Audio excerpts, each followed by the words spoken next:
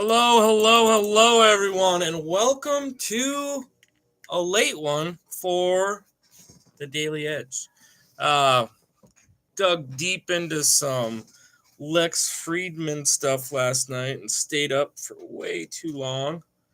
Then I'd get up and do something on here and dug into some more of his shit. So I'm going to do this a little quick. Me and Alondra will be going live at 8 o'clock tonight on Maybe You Know, so feel free to join us on that. But just going to, what's going on with the news today?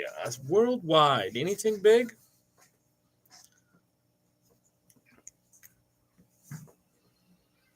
Welcome back. I have the latest summary of the biggest worldwide news stories for you right now. Here are the most significant developments today, November 20th, 2025. Biggest world news today, Ukraine peace plan advance. Ukrainian President Zelensky has officially received a draft plan from the U.S. aimed at ending the war with Russia. While the plan, reportedly backed by President Trump, is being met with internal criticism in Kyiv for requiring major concessions, like giving up territory and reducing the army size, Zelensky is engaging and expects to discuss the key points with President Trump soon. Bangladesh verdict reaction. The international reaction is strong regarding the recent death sentence given to ousted Prime Minister Sheikh Hasina for crimes against humanity. Both the UN and Amnesty International have acknowledged the verdict as an important moment for victims, but have strongly regretted and opposed the imposition of the death penalty, calling for fair trials and adherence to international human rights standards. Global conflict hotspots. Conflict continues with Russian missile and drone strikes targeting energy and infrastructure in Ukraine, and Israel carrying out further airstrikes in Gaza and Lebanon amid fragile post-ceasefire conditions. COP30 climate summit disruption. Negotiations at the UN's COP30 climate change conference in Brazil were disrupted after a fire forced the evacuation of one of the major pavilions. The most critical and fast-moving story remains that let's get a little more into that Ukraine peace plan. Who has to shrink their military size?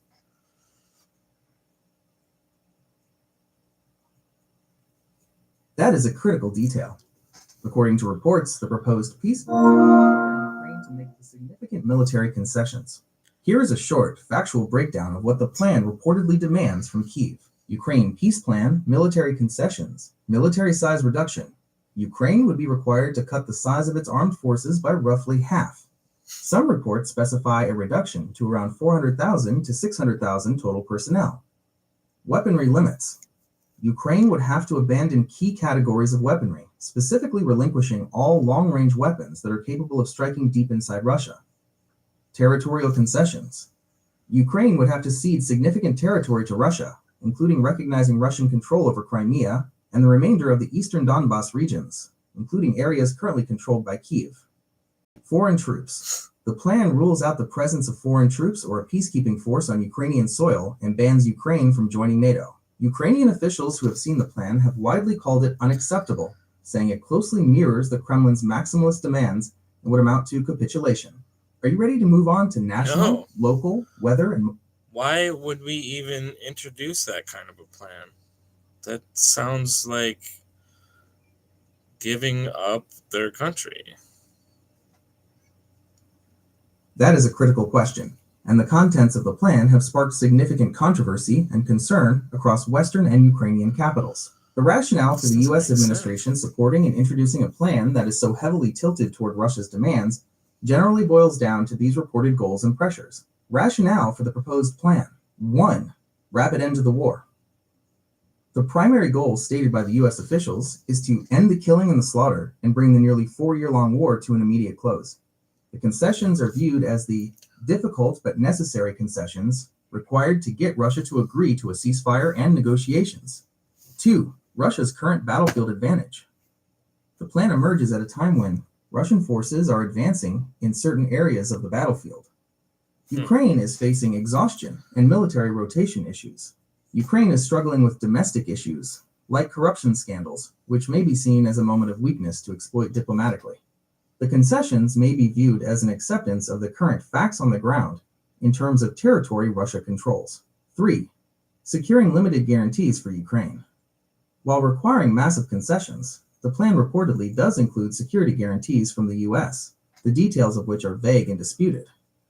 and the dedication of $100 billion in frozen Russian assets for rebuilding Ukraine. For the US and its partners, this may be seen as the maximum they can extract for Kyiv right now. 4. Reflecting Russian demands. The most controversial element is that the plan was reportedly drawn up in secret consultation with Russian officials and contains terms like the military reduction, relinquishing long-range weapons, and territorial recognition that mirror Moscow's maximalist demands since the beginning of the full-scale invasion. Critics call it a maximalist Kremlin fantasy, and a plan that is very comfortable for Putin.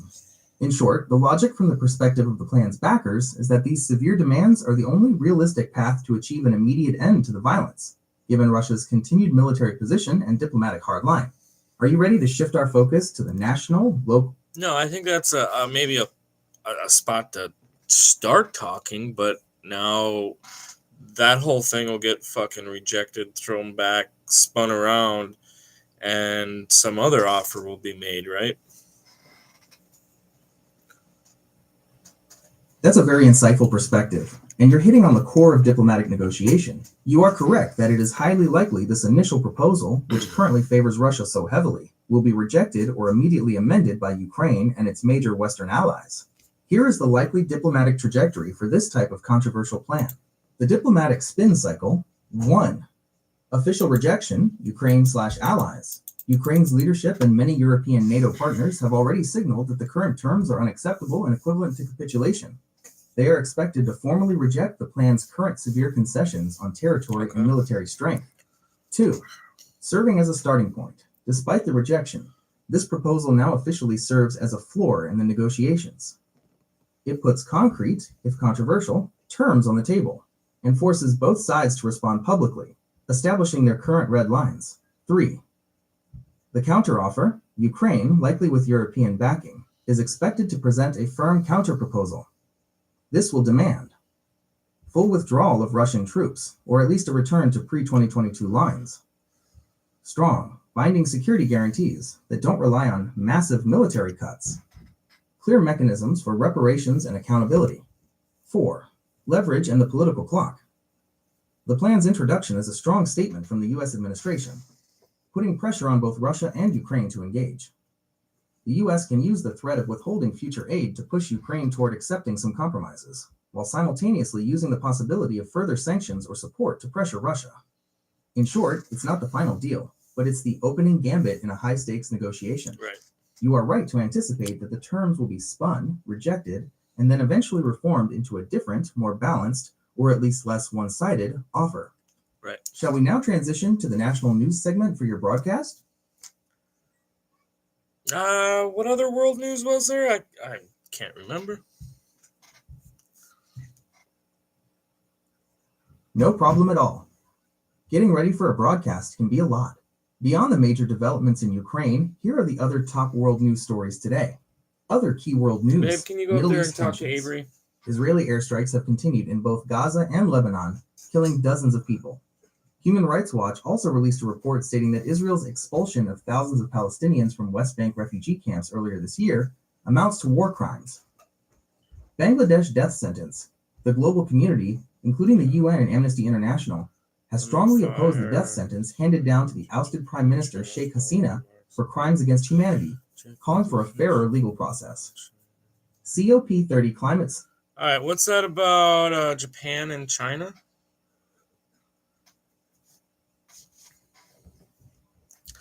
That is a developing and significant story in the Asia-Pacific region. The core of the issue is a sudden and major escalation in tension between Japan and China following remarks by the new Japanese Prime Minister Sanae Takaichi concerning Taiwan. Here is the short factual breakdown.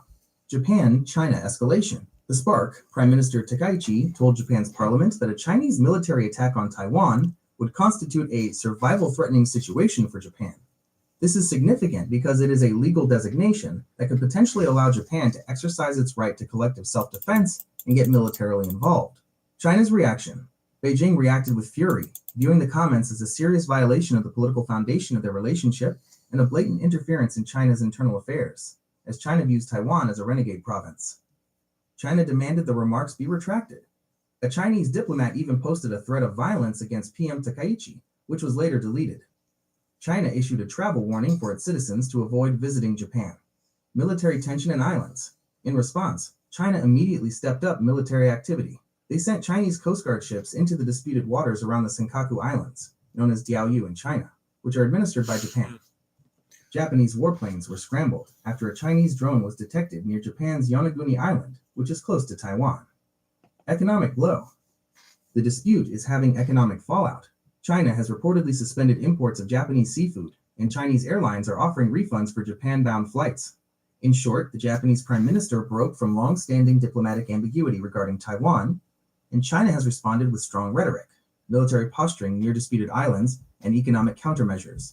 Ready to jump into the national news now? The world, yeah. Yeah, we got anything awesome going on nationally?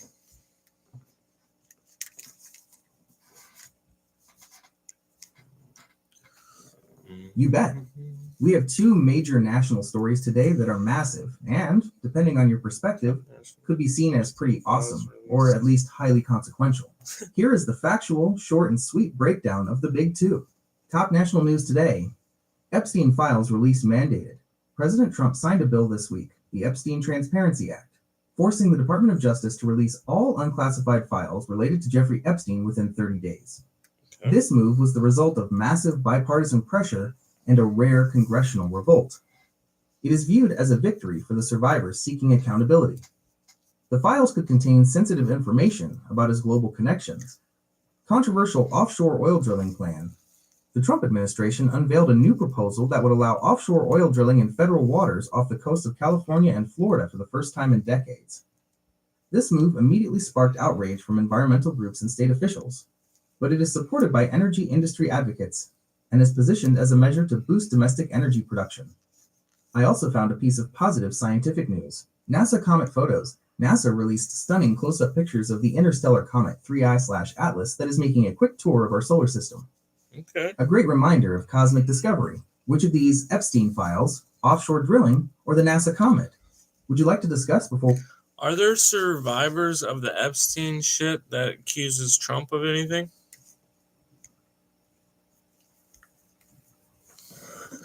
I guess I don't have That is a vital and sensitive question at the heart of the current national discussion. Here is the factual status regarding accusations against President Trump in connection with the Epstein investigation. Accusations and status. No criminal charges or lawsuits from survivors. As of today, there are no public criminal charges or active civil lawsuits filed by any named survivor of Jeffrey Epstein's abuse that accuse President Trump of engaging in criminal activity or sex trafficking. Past allegation withdrawn. There was a civil lawsuit by a woman named Katie Johnson that accused Trump of raping her at an alleged Epstein-hosted gathering when she was 13. She withdrew the lawsuit shortly after it was filed, and Trump's lawyers denied the claims. Epstein's own email. Recently released documents from the House Oversight Committee included an email from Jeffrey Epstein himself that stated, regarding his activities, that Trump knew about the girls as he asked Ghislaine to stop. The White House has strongly denied this claim, saying the email does not prove wrongdoing and that Democrats were selectively leaking information. Yeah. Survivors focus on accountability.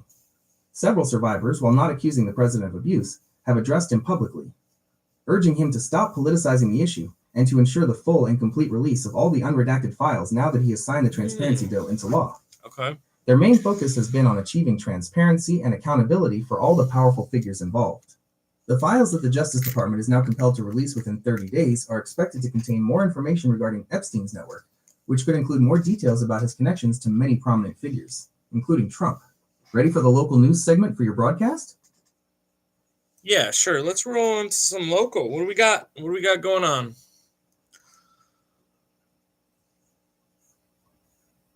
Let's roll on the local beat. Here's what's currently making news right here in Fairmont and Martin County. Fairmont and Martin County local news. Tax levy cuts progress. The Martin County Board is actively working to reduce the proposed 2026 levy increase. They are looking to bring the rate down significantly from an initial proposed increase of 9.76% down to a projected 5.89%. Farmer challenges shared. At the recent Fairmont Area Chamber of Commerce agribusiness meeting, a sixth-generation local farmer, Haley Ammon Ekstrom, shared a candid presentation on the severe financial and operational challenges currently facing area agricultural businesses. Rural Health CEO honored. United Hospital District CEO Rick Ash was recently recognized with the prestigious 2025 Minnesota Community Star Award for his exceptional dedication and positive impact on rural healthcare in the region. City Hall hours change. The Blue Earth City Council has approved a change to shorten the City Hall office hours on Fridays, with the office now closing at 3 p.m. Fairmont High Musical. Fairmont High School is currently presenting its annual musical this week. Do you need any more detail on the local levy reduction or the agricultural challenges? Or should we move into the weather and then motivation? Or should we move? Let's just move all together. Fairmont. Yeah. Oh. Sounds like a plan. Let's get through the weather and finish strong. Okay. Let's actually look back at some of that City Hall stuff.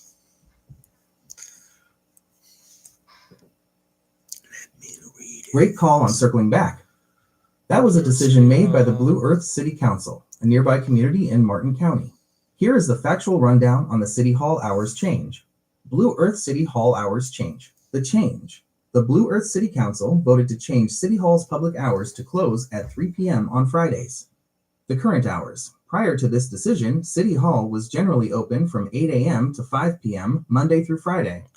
The rationale, City Administrator Don Collins requested the change to allow greater flexibility for staff, enabling them to schedule meetings or handle administrative work on Friday afternoons without public interruptions. Public access note. The City Administrator noted that members of the public who need assistance after 3 p.m. on Fridays can still be accommodated by scheduled appointment. Crucially, the drive-through window is expected to remain open until 5 p.m. for transactions. Effective date. The new hours are scheduled to take effect on December 1st, 2025. Do you need any more details on this topic? Or are you ready for the final run-through of your segment? You're always jumping the gun, man. How about the tax levy cuts? How do they plan to do that?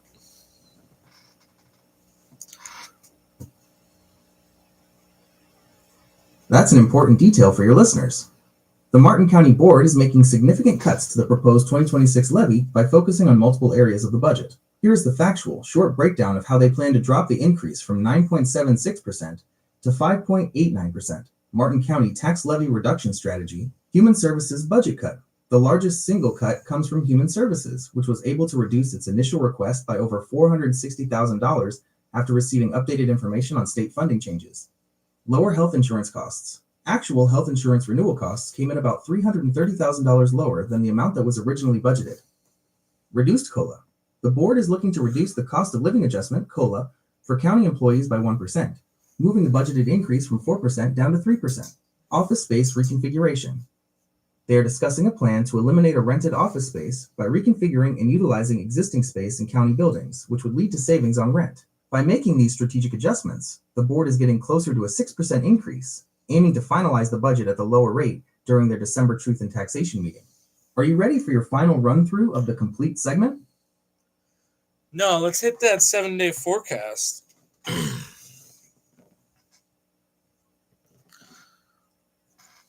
That's the perfect way to finish the segment preparation. Here is the full 7-day forecast for Fairmont, Minnesota, presented short and factual for your broadcast. 7-day weather outlook. Fairmont, MN. The forecast shows a warming trend through the weekend before a shift to colder, wintry weather next week. Day. Date. High/low. Yes. So we're still sitting at about the same shit. Okay. Friday 45, Saturday 55, Sunday 56, Monday 49, 40, then 34. Seeing that cooling weather by, let's see, the 25th will be 40, so.